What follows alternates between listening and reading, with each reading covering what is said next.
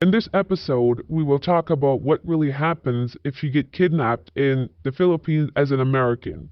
You are a 21-year-old man in the prime of your life. Like most 21-year-olds, you think you're invincible and that bad things only happen to other people. You meet a beautiful girl online that is not just beautiful, but shares your values and is really into you. But there's a problem. She's in a dangerous area. You are not so sure, but like a normal 21-year-old man, you mostly think with your lower head, so you decide to take the risk and go there. You figure if something happens, Uncle Sam will rescue you. Once you get there, you are greeted by a gorgeous young woman with a big, beautiful smile, and what's even better is you two get along really well. You're so happy you took the risk and you don't waste any time. Her father accepts you because he thinks that you have money, and you get married. Then the trouble starts. You begin to run out of cash, and her family realizes you weren't as rich as they thought. People in the house start to grumble, and you realize your dream life is beginning to end. You have to do something. You try being a vlogger, but like most beginners, your vlogs suck. You're not making any money. Then you hear about lending schemes. You lend money, charge high interest rates, and bug people every week for payments. Things start to get a little better at home. You're bringing money into the house again. So our family loves you again until there are rumblings in the community about you. They never really wanted you there in the first place. The local men were jealous of you and saw you as a threat. But they were willing to tolerate you because you brought in money.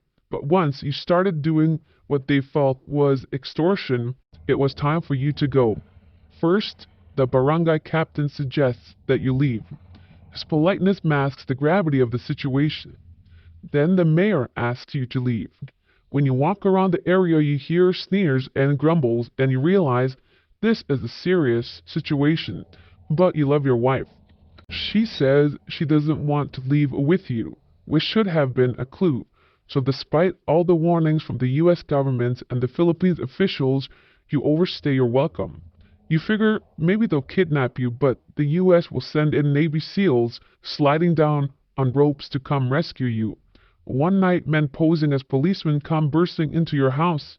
You try to escape, but they shoot you in the leg, you bleed, and sadly, you cross the finish line of your life at that night. The sad part is even if you had survived, there were never going to be Navy SEALs coming to rescue you. That would have been a violation of Philippine sovereignty. So let's talk about what does happen when an American gets kidnapped. I was a fraud prevention officer in the US. While I never worked with hostage recovery, I do have some knowledge about these things. Here's what actually happens. 1. Authorities get involved. The U.S. Embassy is notified, and the FBI's Hostage Recovery Fusion Cell, HRFC, steps in. The HRFC is a multi-agency task force created in 2015 to coordinate the U.S. government's response to hostage situations. It operates under the FBI's leadership and works closely with the U.S. Embassy, the CIA, and the Department of Defense. But I don't want to make it sound like there are top commanders from all these agencies meeting in situation room coordinating a rescue. That only happens to high-profile cases, or if the kidnapper is politically connected. They call the family and provide guidance, and by guidance, I mean they tell them not to say anything and inform them that they could be prosecuted if they pay the ransom. 2. No military rescue. The U.S. respects other countries' sovereignty, so military action only happens with hostage countries' approval, which is rare. The last time I remembered the U.S. going in without approval was to capture bin Laden, which obviously was a special circumstance. So no, there aren't SEAL teams on standby just because you overstayed your welcome. 3. Negotiation, not ransom. The US has a strict no ransom policy, even stricter than other developed countries, which do pay ransoms, just not directly. If your family wants to pay, they are on their own, and even that's risky as they would be prosecuted under 18 US Code 2339B, which prohibits providing material support or resources to terrorists. It may seem harsh, but the US doesn't feel that American taxpayers should fund that activity. 4. Most importantly, what many Americans traveling living abroad need to realize is that US has zero jurisdiction in other countries. If you break local laws and customs, you're pretty much on your own. The US Embassy has a list of lawyers that you can hire at your own expense, but that's pretty much it. The reality is all kidnap victims are not treated equally. Someone who repeatedly ignored warnings not to go to certain place and then failed to heed additional warnings to leave, oh, not to mention was extorting locals for money, isn't going to get as much sympathy as someone who was minding their own business at an all-inclusive resort and suddenly gets kidnapped by thugs. By now, you should be familiar with the story. This obviously is the story of the most recent kidnapped American vlogger. There's no difference between his story and perhaps yours if you do not behave accordingly in this country. It's just one of those things that happens if you continue to disobey people in their own country. Also remember that you do not have protection from evil and crime the way you may have back in the Americas, because this country operates very differently and it does not adhere to your feelings. It does not care about the way you feel, and your actions have serious consequences.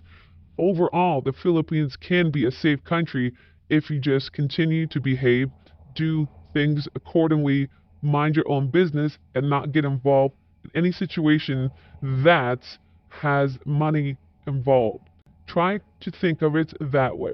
The best comment from yesterday is from Jerry, $2. Thanks.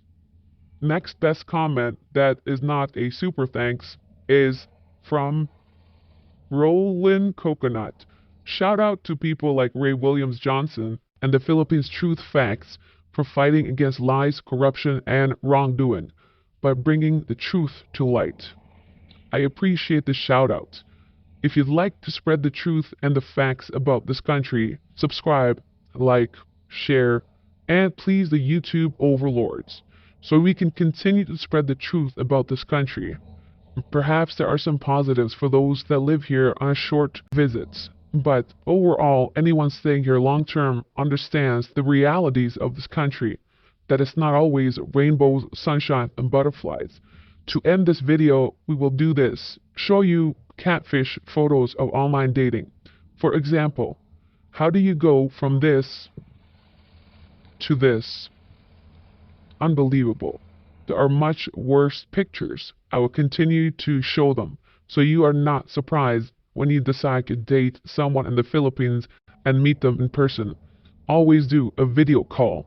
No matter how good they look in their photos, I guarantee you they look worse in person. Thanks for watching. God bless.